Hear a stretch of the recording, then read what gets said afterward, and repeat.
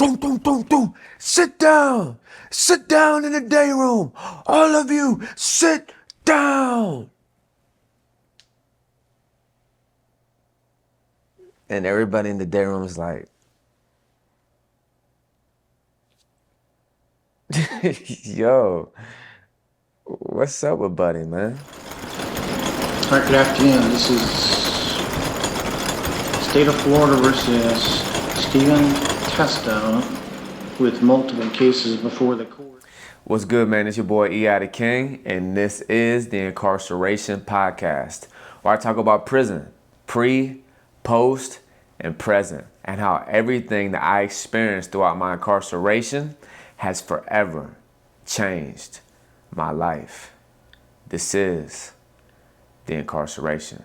Forever Convict family, listen, we are on the journey to 5,000 subscribers. We're already past the halfway mark. So if you have not yet subscribed, please do me a favor right now. Scroll down just a little bit and hit that subscribe button. And if you have, do me a favor, share this video. If you've been incarcerated, Forever Convict family, go ahead and share your experiences in the comments below, whether you've been in a county jail, you've been a state or federal prison. Even if it was just an overnight stay in the county, man, how was your experience? If there's something that I have not yet talked about throughout the podcast about being incarcerated, let me know if you want to hear whatever it may be, if you're curious. So that way we can just, talk about it and just go over some really authentic, real, thought-provoking content when it comes to being incarcerated. So 5,000 subscribers, we're on the way. And just y'all be a part of the journey, man. Prison guards, please listen to me. Stop trying to be so gangster, man. Just stop, please. It's not helping you or the incarcerated population at all. Just be you, bro. Just be cool, calm, collective. Show up, do your job. No one's asking you not to do your job. But please, man, be respectful, be courteous, understand and realize that just because the men and women who are incarcerated, they've made some bad decisions if they did commit their crimes. You know what I mean? That, hey, that's their past. Just do your job and let them be. And, man, be respectful and go home, man. That's their home for now. Respect that. People standing up in the day room watching TV, as I was mentioning earlier, and I try to give that illustration of that officer just pounding on the glass, shouting at everybody to sit down in the day room. And then on top of that, flex out the glass like he ain't the one. Like that's unnecessary, man. Just do your job, get your check. And that's not even really consisting of doing your job, man. Like, that was unnecessary, even if you want to enforce the rules of people not standing up in the day room watching the football game. Like, yo, you can just ask somebody out the flap to let everybody know, hey, man, y'all sit down for me, man. You don't got to be pounding on the glass, screaming at everybody, and then bowing up on everybody at the glass. That's unnecessary, man. That's not called for. So today's episode is going to be about prison guards. So I want to go ahead and just put it out there, man. Listen, if you're a prison officer and you're watching this right now, by no means do I mean to disrespect you.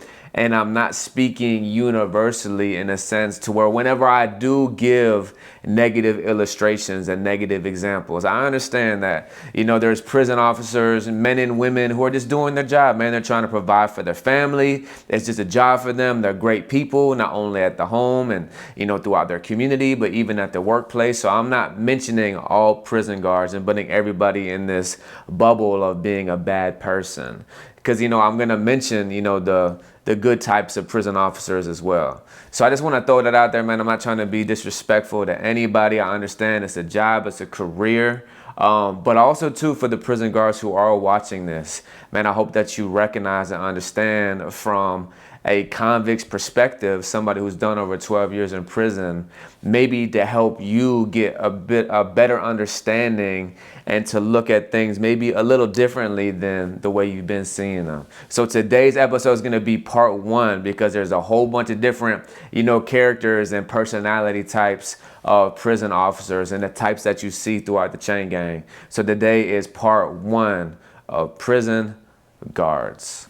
All right, so I'm gonna start. I'm gonna start with the negative first, man. And these are the officers who got some type of big complex. These are the authority complex officers. I mean, you give these people a badge and any little type of authority, oh man, they're going over the top and beyond. The most petty, disrespectful, rude, egotistical officers you will ever see in the chain gang.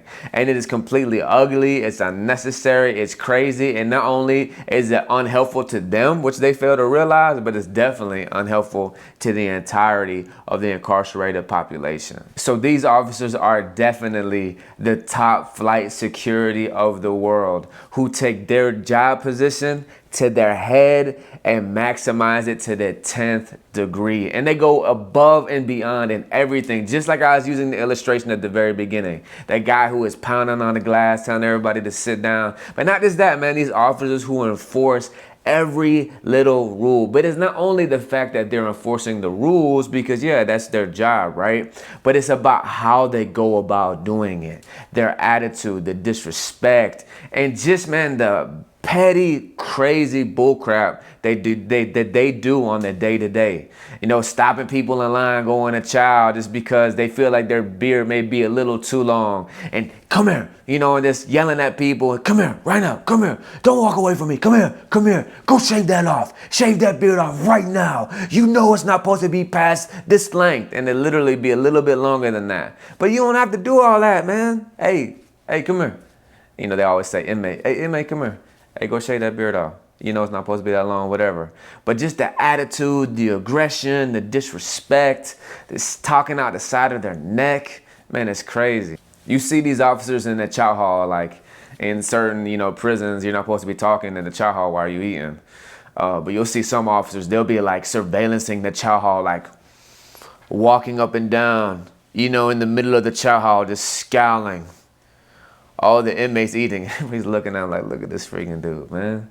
He's just waiting to catch somebody talking. Hey, no talking. Get out, go. Bro literally just sat down with his tray.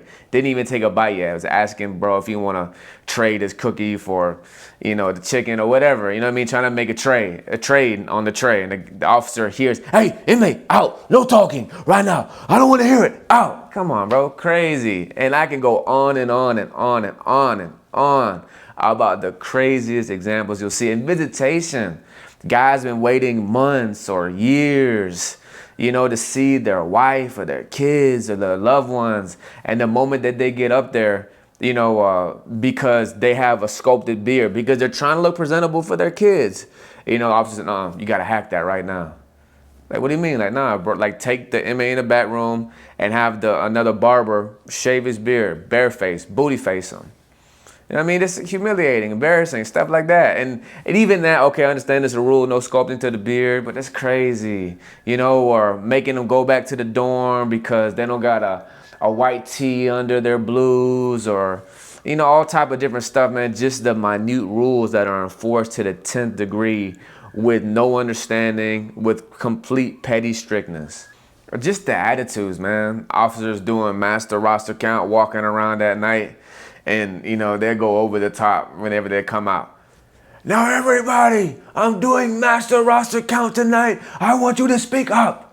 Say your DC number loud. Speak up like a man. Like, come on, bro. You don't have to say any of that.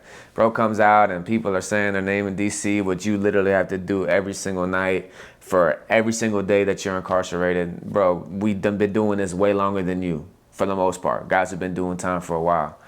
And, speak up, inmate. Speak up. What? Like, come on, bro. That's not necessary. Just those type of attitudes, bro.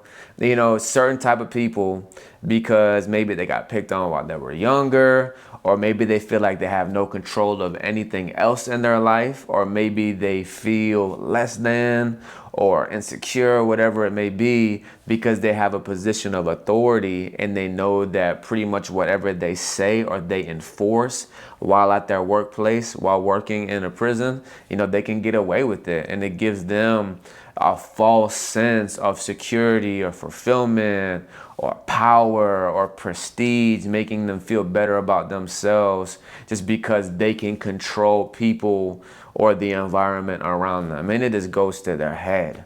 Man, it says you want to see like a corruptness of a man, like, yo, give him a gift or a position of power and see how he responds. That's really how you're going to test their heart. And man, it's tested, proven time and time again with many officers throughout the prison system who take that little bit of power, that little bit of authority, and it goes straight to their head. So that's the negative example of the authoritative, complex, driven officers, man. And at the end of the day, listen, this is not helpful to them or to anybody around them as far as like the incarcerated population. One, it's not safe for them.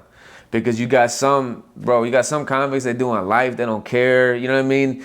Officers get stabbed, bro. Officers get jumped on, they get beat up. You know, some of them don't make it home. And like I said, I'm not trying to speak on this lightly, it's terrible. But the reality is, man, like, yo, you're working in an environment around guys who got murder charges, extremely violent people, and all that disrespect doesn't help you. It doesn't make you look good, doesn't make people like you. And also too, it makes like the environment hostile. You know what I mean? You get a certain officer working the dorm and they're talking crazy to the whole dorm, selling the dorm out and turning the TV off and putting all the lights on and making everything hard for everybody living in this environment. What's going to happen to the people living in the dorm? And they're going to get pissed. They're going to get angry. Now there's tension, you know, and it's for the most part going to be projected on the officer. You know, so it's not safe and it's not like wise and it's not cool, man, at all. It's normally those type of officers who always have like the paradigm and the perspective like the inmate population deserves this. Like they deserve nothing but being treated like scum and being disrespected. And obviously that's a terrible paradigm to have in life about anybody. And now you also got the inmate guards, the inmate police. And I'm not talking about like the people who are really incarcerated. I'm talking about the officers who want to be inmates. And then for the most part, man, these officers are harmless. You know, it's just a funny like contrast compared to the authority complex driven officers who are extremely petty, rude, disrespectful, enforcing every rule to the T. And then you got like the complete opposite side of the spectrum. And that's like the officers who just want to be cool. They just want to fit in. And in all actuality, even though they're the police, like they 12, you know, they're prison officers, they're prison guards. In all actuality, they're pretty much just like an inmate. They really want to be an inmate. These are normally like the young guys who are in their 20s, 18, 19, young 20s, or sometimes maybe even mid 30s, young 30s, or even the age doesn't matter. But for the most part, these are the officers who are more down to earth. They're a lot more easy to get along with. And at the end of the day, like they're just trying to fit in. You know, because just like I always say, yo, prison's not much different than society when it comes to like, man, like relationships to a degree. You know what I mean? It's the world behind the fence. It's the world behind the wall. It's an incarcerated society. So there's like social status bars. You know what I mean? So some of these officers who maybe really weren't that like socially like prestigious, you know, they weren't like in a social cool club in high school or in middle school or whatever. Maybe they were kind of like outcasts or losers or whatever. Like some of these officers, they'll be working in prison and they'll see that if they let, you know, the incarcerated population, the inmates get away with certain things, or, you know, they can be everybody's friend, you know, it kind of makes them cool. You know, so they're really just trying to hang out with the guys and, you know, tell war stories. And once again, man, at certain prisons, like inmates, the convicts, you really can't be talking to the police. It's not a good look. Some states are different. Some prisons are different. But for the most part, there's like a divide between the incarcerated population, the convicts, and the police. But once again, it depends what state you're in and what prison you're at. Because sometimes, man, the police can be super friendly. And sometimes you can even see the convicts, you know, the inmates, the incarcerated population be super friendly as well. And they can be hanging out. So it all depends, man. There's a balance to it with every situation, with every state, with every culture, you know, so there's balance to it all. But the officers who want to be inmates, man, they're harmless. They don't really mean no harm. They're just trying to hang out. They're just trying to get their check and go home. And really, they're just trying to fit in. And they're just trying to be cool. But these inmate guards, though, honestly, a lot of the time they can normally find themselves getting caught up in like inmate politics. They normally become, and a lot of these guys, man, they're kind of like naive, ignorant, young. So they're not really trying to like go to prison and be some corrupt officer and run the bag up. They kind of like get manipulated or finessed or kind of get forced into that position by like convicts who are on that type of time. You know what I mean? Like they're just trying to build with them and play close to the officer and really get them as a route. Or sometimes, man, they'll get caught up in drama. You know what I mean? Because, this, inmate wants to do another hit on this inmate. So he'll ask the police to let him slide to this dorm or try to make a move for him. So it's normally those type of officers who are trying to be cool, you know what I mean? And be super friendly and, be accepted by the inmate population, the inmate police. They normally get caught up in drama. And more often than not, they normally don't last long. For whatever reason it may be, could catch a case, could get fired, or they just won't stay there that long. And then you got Cell Phone Charlie. Cell Phone Charlie, that's actually a nickname of an officer that I'm thinking of in my head. And it's actually like a common, I think, name in the prison system that the police name won't even be Charlie, but it's just like a coined term that, the convicts will use for police who are over like the top when it comes to looking for phones and dope. Now these type of officers, man, like they're not even really like that petty in a sense to where they may not be like extremely disrespectful. They got more wit than that. They're more intelligent than that. They're not trying to like enforce every rule and be in everybody's face and be yelling and be petty. They're not really driven like with that authority complex. Cell Phone Charlie is just trying to move his way up in the ranks. He's just trying to show administration and, his superiors, the people over him as far as like lieutenants and colonels and captains and all that. He's just trying like, he's a brown noser. He's trying to do everything he can to find phones and dope. That's all he's doing. He literally all day, he's in the cut, he's in certain buildings in administration and certain dorms looking out windows. You always see him on the pound, just like looking at everybody, try to stay low key. He's just always watching. He's trying to stay like, he keeps his ear to the pound. He's always, trying to talk to the snitches and find things out because he's just trying to find the dope and the phones. Literally, whenever their phones get knocked off, Cell Phone Charlie's behind it because he's an undercover FBI agent. His life has become being like this detective on this prison compound. And he's no good. Obviously, you want to stay away from him. But at the end of the day, I don't necessarily think that he means any harm. He's just trying to move up in rank and he's just going above and beyond to find anything that he can. And he's on that type of time. If it's on the pound and he hears about it, he's going to do his all and his everything to find it. Even to the point to where he gets so cocky or he gets so determined that whenever like there's people talking and people snitching or people dropping kites and this person's like a big plug on the pound selling a lot of dope or phones and, it gets word out that he's doing this and making these type of moves. Cell Phone Charlie will even pull up on him, but like, coming for you, man. Don't let me catch you slipping. Cell Phone Charlie, he just trying to find some dope phones. That's it. And you also got the convict cops. Now, these are the best type of officers when it comes to the inmate population.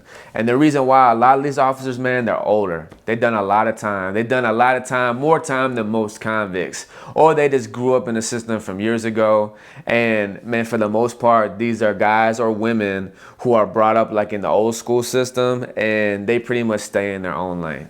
They're not being petty. They're not being disrespectful. Of course, they do their job. They enforce the rules. But they understand that everybody incarcerated, man, that they're men or women, for the women's facilities. And they show them respect, man. They're not overly friendly. They're not trying to like really be amongst the incarcerated population and let them do them. They're just there to do their job, get their check, make sure everybody's safe, and they go home.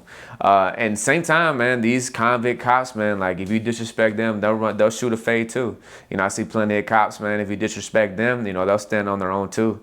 And they'll go in the back laundry room, they'll take off their uniform, their belt, and they'll shoot you a straight fade. These are the convict cops who don't really see the inmate officer divide. Of course they do, they understand it because that's the type of world that they're in. but they don't view the incarcerated population like less than, and they don't like project that. They just do them, you know what I mean? Let the incarcerated population do them. There's mutual respect, then they're always the same. That's one thing that the incarcerated population, the convicts, can appreciate about the convict cop, that they're always going to be the same. Like, yo, if he catches you doing something wrong, you're going to jail. Like, it's just a given, you know what I mean? He's going to do his job, but at least you know like what type of time he's on. You know, he's gonna stand on that. But also too, man, they're understanding. You know, they're not petty. They don't enforce every rule. You know, they're not the type of officer that if you go to visitation with a sculpted beard, and if you haven't seen your family for a year, they're not gonna make you shave your face, you know, butt booty, and go in there with hair all over your face and your clothes before you see your kids and your wife. You know, they understand. You know, because they can sympathize. They can put themselves in your shoes. Why? Because they see, you know, the incarcerated population as humans, and they got respect. But my personal favorite of all prison guards is the missionary prison guard. And I can think of one specifically on my head. Now, these are believers. These are Christians. And I'm thinking of one specifically on my head that just like, you know, these not just officers, but Christians in general understand that no matter what career they're in, that everything's ministry.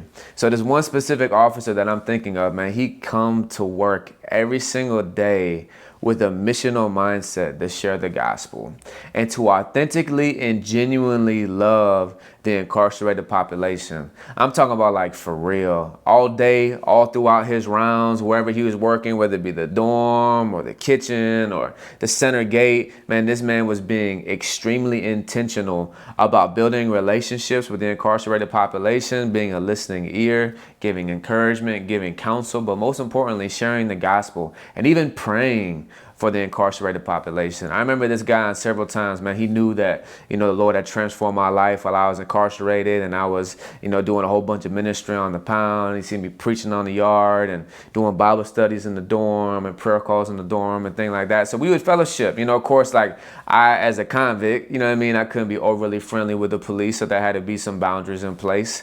You know, at least I look crazy in front of, you know, the incarcerated population, like why I'm in the face of the police. But no, we would chop it up and we fellowship.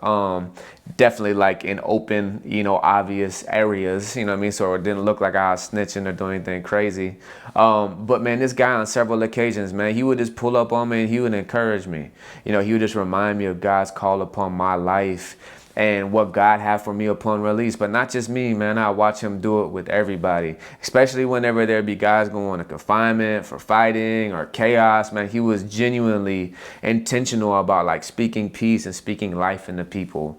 And so my encouragement, man, to all prison guards right now who are watching this, like, yo, I understand that you in your personal life, you may be going through things, but I just encourage you, man, don't take it to work. You know, because I think that's what a lot of officers can do at times. Like the officers who can be rude or disrespectful, they can be mad with whatever's going on in their life, and they'll go to work and they'll take it out like on the incarcerated population because they feel like they can get away with it because they have the authority and the power to do so. So I just encourage you, man, remember and recognize and understand that the people that your job is to supervise and to, you know, oversee, man, that's a woman just like you. You know, you, I'm sure, have committed crimes sometime in your life, but they just got caught and they're doing time for it. So be merciful, be gracious, be understanding. And I'm sure you probably maybe even have family that's incarcerated or have been incarcerated at one time. So would you want anybody treating your family member, your loved one like that? So just show respect and be a real person. So listen, man, this is your boy E.I. the King, and this is part 1 of types of prison guards. So like I said, man, there's a whole bunch of different personality types and characters of officers that we're going to be going through. And this is part 1, man. So this is your boy E.I. the King, and this is the Incarceration Podcast, where I talk about prison, pre, post, and present, and how everything that I experienced throughout my incarceration has forever changed my life. This is the Incarceration. So Forever Convict family, once again, we are on the journey to 5,000 subs. If you haven't subscribed, subscribe right now, please. Share this video. Go ahead and put your comments Go ahead right below. Any of your prison stories, jail stories, any questions you got, man, we're going to talk about it. So y'all stay tuned and y'all keep following the journey, man. Let's blow up this channel. And once again, if you did not know, I am a rapper. My artist name is E.I. the King. You can find me on all music platforms, Apple Music, Spotify. All the links are below. I also have another YouTube channel. It's my official artist channel with my music videos. All the music is definitely, a lot of it is about prison as well, and that YouTube channel is in the description below. It is E.I. the King on YouTube. And I also have a Patreon, and I will be releasing exclusive, never before seen prison footage. So it's under construction right now. Everything is in the description box below, so y'all check it out.